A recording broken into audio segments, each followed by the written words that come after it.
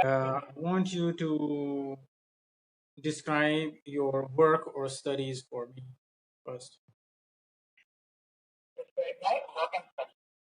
Yes.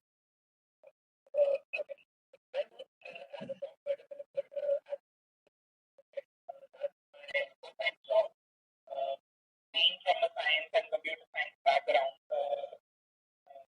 software is something that excites always. So I'm a software developer. I'm an iOS developer. I build apps for Apple iPhone, iPad, and stuff like that. Uh, my work starts at somewhere around 9 a.m. in the morning, and it ends somewhere around 7 p.m. in the evening. Um, I love my work very much, but I find it very difficult sometimes to cope up with my health. So that's all about my work. And second thing about my study. Yes. So along with this work, I'm currently studying for the English exam, that is IELTS, and also preparing for applying and preparing for some colleges for higher education. Before my work, I was working. I completed my bachelor's degree in computer science, and I almost got 80%, and I backed up a scholarship. So that's all about my work and my study. Okay. Really, they ask you to describe your work or studies. So technically, you have done both, or you are in the process of doing both. So you should describe both. You didn't describe your studies in greater detail. So I think at the end you should say, as far as my studies are concerned, I did my schooling from here, did my high school there, then I did some graduation certificates, diplomas. Mention everything as much as you can. This is your only opportunity. Okay, so start describe your studies now.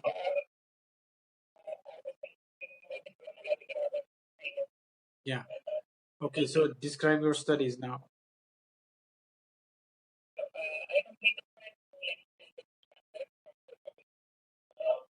It was CBSE book, and I backed up 92% for that. After that, I switched to a college in Delhi. It was a computer science stream college. I completed my bachelor's degree there. My college time, I would say, was the best time. I was both into education as well as the extracurricular activities. As far as college is concerned, I was a hostel. Uh, and college is, I think, the place where you can study as well as enjoy your teenage time. So I did both that. Apart from this, after college, I am thinking about higher studies, and I'm currently pursuing my IELTS studies. Once this is done, I'll be going ahead with my IELTS exam and will be applying to colleges and universities abroad. Okay, that's pretty much good enough. Let's talk about weekends. How do you usually spend your weekends? Usually, my weekends are all filled about my hobby. I don't get time about for anything on weekdays because of my work and the studies that I am going. Because of this, I don't have much time on weekdays. So all the things which I love to do, those are my hobbies, just like playing guitar, photography, be it exercise, and anything related to health and stuff. I keep weekends for them. So my weekends usually start around 11. I do wake up late, and because of that, my day starts a bit late on weekends. Then I water my plants on weekends. Usually that happens. After that, I help my parents with the household chores. And after this, I usually spend my day doing all the extra stuff which I keep, just like playing guitar and stuff. I usually exercise on weekends in the evening. And my weekend nights I usually spend with my parents. We do sit together, watch some movies or some shows, have a good dinner together. And this is how my weekends go. Which is your favorite part of the weekend? Favorite part of the weekend is that you can sleep effortlessly as much as you want, and there's no stress about the next day. That how the next day working should be going on. You don't have to plan for the next day. You can just sleep and wake up at your time. So that's the best part. Do you think your weekends are long enough? No weekends are long. No, no, my weekends are not long enough. I wish that there were weekends from Saturday to Saturday, but that's not the case. Uh, Weekends always feel like they just end up in a class before you clap your hands. The weekends are gone. So, no, I don't think they're long enough. Why? Um, I think everyone should get some time to rejuvenate themselves. You spend 5 days working, and you get just. Some people do spend 6 days working, and they only get one day to relax and set their mind and body up for the next upcoming days. Uh, but I think that they should be a bit long enough, or something. I would say that everyone should choose what their weekend should be like. Some people do prefer that Monday and Tuesday are good weekends for them. I think that should be the case, and everyone should get to choose their weekend. How important do you think it is to have free time at the weekends? Free time, in my opinion, I would say that everyone needs their time. I usually call it as free time.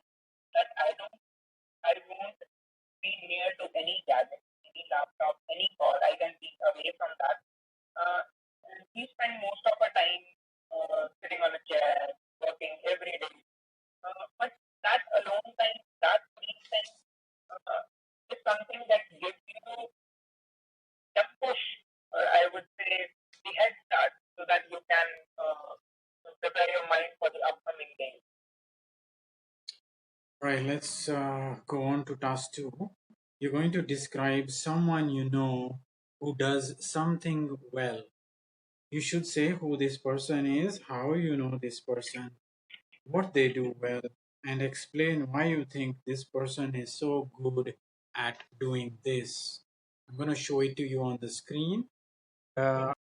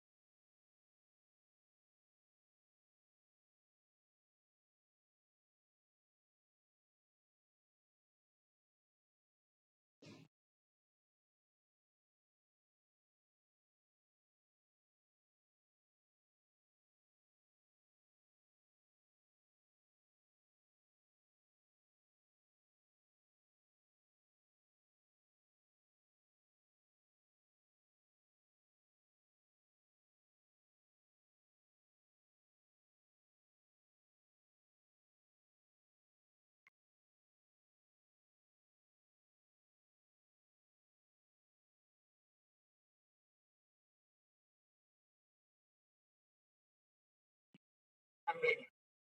okay, great. Start speaking.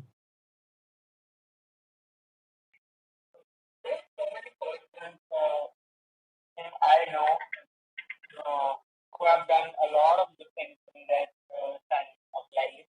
Uh, there are a lot of friends, a lot of relatives who have done something good in their life, and I'm always attracted to those persons who have achieved something in their life. So today I would like to talk about one such person whose name is Vikas. As the name suggests, uh, he has exceptionally great qualities, and he's one person who's very close to my heart, and I address him as my elder brother. Uh, I met him around 10 years ago, somewhere around 10 years ago. He lives in the same society where I live. Uh, he's a team leader. one thing I like most about him is leadership. He's the manager at Cisco Limited. At this point of time, he is the only leader at Cisco who is there from 21 years, from last 21 years. He's a great leader. Um, he has achieved a lot of things in his whole time lifespan. One such thing I like the most is that he never thinks what could go wrong, and that's what I like about him. Being such a positive person, I see optimism in him. That whenever he talks about something, he never talks negative about anything. And that's the best part.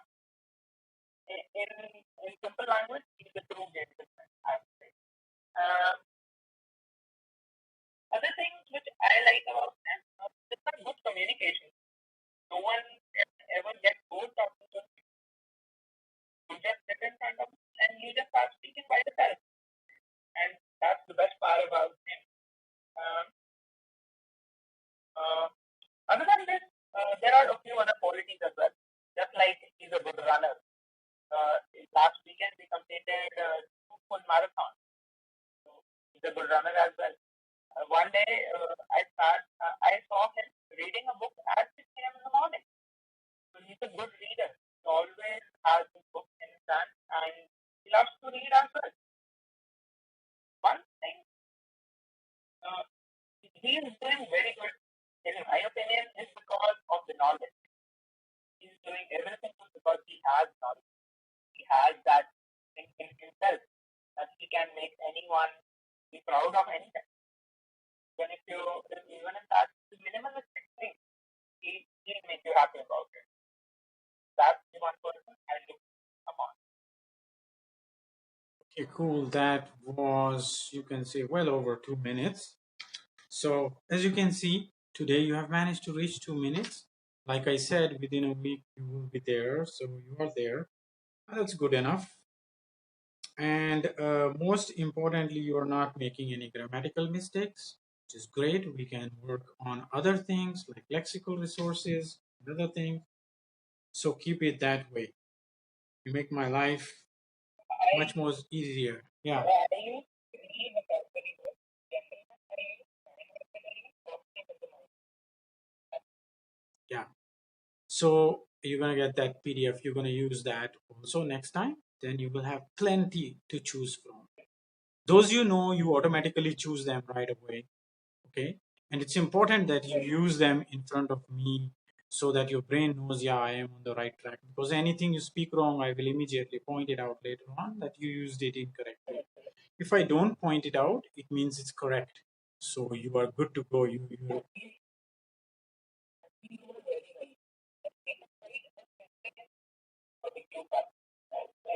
write the sentence. Then I get confused because my mind thinks that I have to use this whole sentence. And that is not possible for every situation to fit with that sentence. But if I write the word, that is way more easier.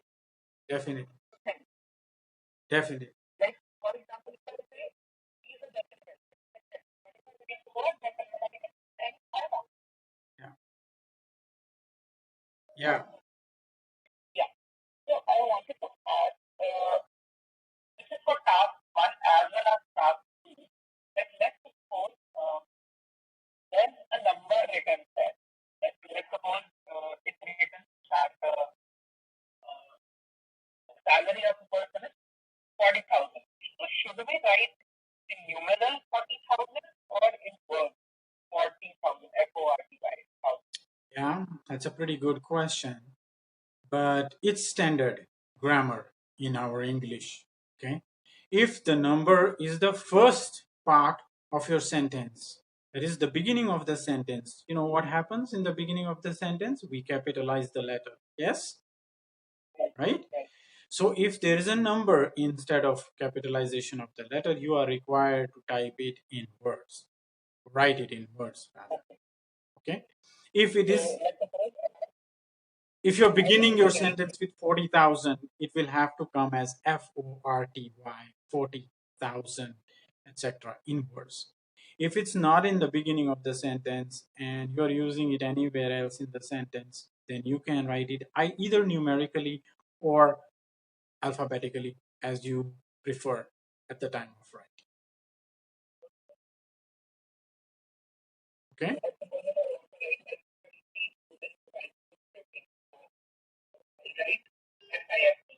Yeah, FIFTY. That's very important. 50 students and not 50. No, not in the beginning of the sentence. Because rule number one is in grammar is capitalization is required in the beginning of the sentence. Coming up to that one, I will show you your writing mistakes. You've actually capitalized some letters after the comma. Do you think that is right or wrong? Okay, then you see that. You saw that or you already saw the writing, right? Yeah. So wherever I marked with double underline, that means change the case. If it is uppercase, make it lowercase. If it's lowercase, make it uppercase. Most of them were uppercases after commas. You're not allowed to do that either. You must write it in small letters only and only after the full stop. You write a capital letter in the sentences. Yeah. Okay. Do you have another question?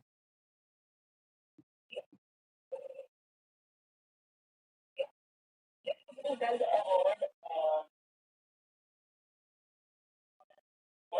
how can I say? There's a word that is separated by that.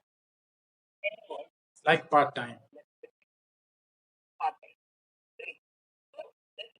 Part is the word that is in a line, and there's no space to write time. Should I write part dash time here, or should I leave that space and write part time? Starting of the sentence. As long if you're taking both part time to the next sentence, good enough. If you're writing part dash and taking time to the next one, it's also good enough. You can do it either way. But what you cannot do is write part over there and not write the hyphen and then write time in the next line. That would be considered incorrect. Okay. And let's see, let's suppose that there's another word that is a long word. It's Yeah. Then you must put dash after the flap. After the flap, put the dash that the word is continuing in the next line. And then just write ERGASTED, flabbergasted, in the next line. Any other questions? Why that all the five reading questions were wrong? Okay, you wanted to know. So I'm going to give you time on that. You now have okay the five words that you wrote. Yes, I saw that. You actually probably wrote the answers, and maybe they're all right answers, pointing to the right thing. But the requirement of the question is multiple choice, so you are supposed to select the corresponding multiple choice and write it. You failed to do that, therefore it is marked wrong. Okay, so it's like lack of English for them. Another thing, let me point it out just now. True, false, yes, no, not given. They want the full form of the words. If a student writes T or TR or any type of shortcut, it is considered as wrong. They want full word true each and every time. So keep that in mind. They want what they want according to the question. If the question requires multiple choice, you cannot actually jot down the answer. You can do that on your reading book workbook, but while transferring the answer, you have to take the multiple choice and put it in there because the multiple choice. Yeah, that's the reason. That's the reason. Maybe all your answers were right. I didn't even check them because I realized you have done that mistake. So do not do that. I think what happened is because in reading it was around 6.5, I guess. In reading. I guess this is the reason. Yes, this is the reason. It's simple lack of knowledge.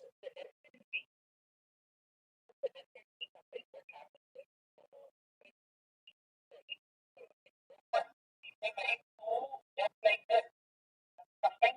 readable. Sometimes Right. it might overlap and look like one.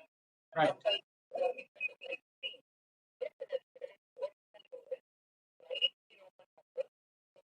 Write the answer in front of it. I guess if you are saying that is wrong, I think that's where I got all the marks in reading.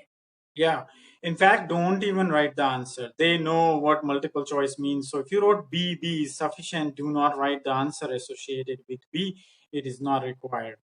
Okay. Secondly, when it comes to Roman numbers, you're right. If your Roman number 2 does not look like 2, they can give it to you wrong. And most likely they will end up giving you wrong. Okay. So it's not only your duty to get the correct answer, it's also your duty to make sure that your handwriting is readable in every sense. Okay. So I saw your handwriting. Yeah, I saw your handwriting somewhere at the top. You had fiddled up with one word and I have marked it. That's because of handwriting. So handwriting must be clear. Exactly. So this one, the top one is a spelling mistake and they will give you a minus for that.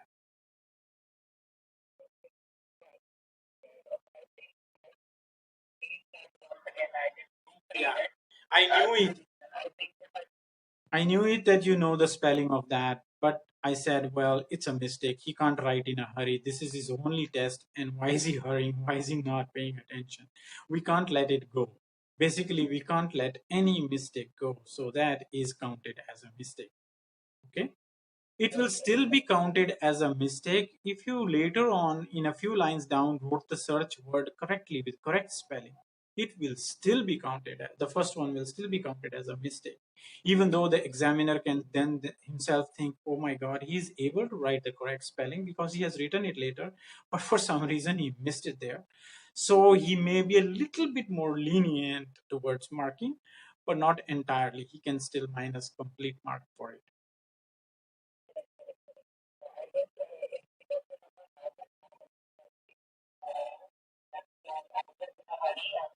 For example, if I want to write around, I would write like this. Oh, that is bad. That's a bad. That's handwriting. See, if it is not readable for examiner, then who are you writing it for? Remember, you are a student. You're writing it for the whole world. And if 10 people can't read this, then that is bad. And take a look at your previous search correct word example also. In the search correct word, your S, your E, and your R and your C are quite similar, although most people will recognize this handwriting. That's why I did not complain. So this one is likely to work. But if your words are not different from each other, then they can easily put you in trouble. So try to write them totally separate, like that is much better. With the S small if it is required as small, and S capital if it is required capital. Okay, so it's your duty to keep your handwriting neat and clean, not theirs. They can even cut off the whole paragraph. Yeah, go on.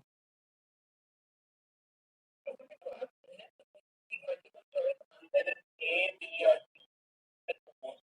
So does this also matter that I have to write a smaller A or a capital A? You will write only in capitals as I instructed you. That's it. Period.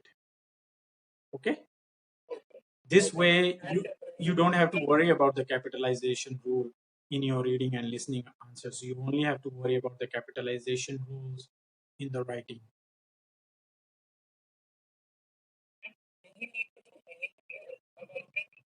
For example, we write number one as point A as this. So does it matter or No, we no, just write A? no.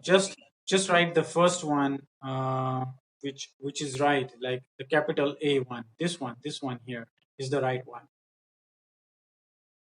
Can you see it? Yeah, this capital A is the right one. Do not write like this. Do not write like this. Do not write like this. This is the right one.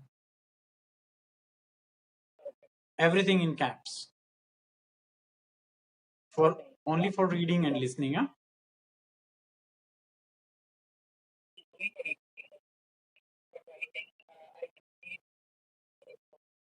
one thing which I have noticed is I need to lower it down a little because for task two I just took 25 minutes, 26. So I think I can move it a bit, write it a bit clear in terms of handwriting, and I think I should spend 5 more minutes to proofread what I have done. Definitely, definitely. Proofread it as many times as you get the chance. If you get to read it twice, read it twice. A student of your caliber can improve a great deal in the second pass. You are a programmer, sort of kind of person who is related to computer technology. You know what I'm saying by a second pass. You do compilation. The computer also needs to compile program in second pass and first pass. You know what happens. A great deal of things change. The same thing you can do in your writing. Okay. All right.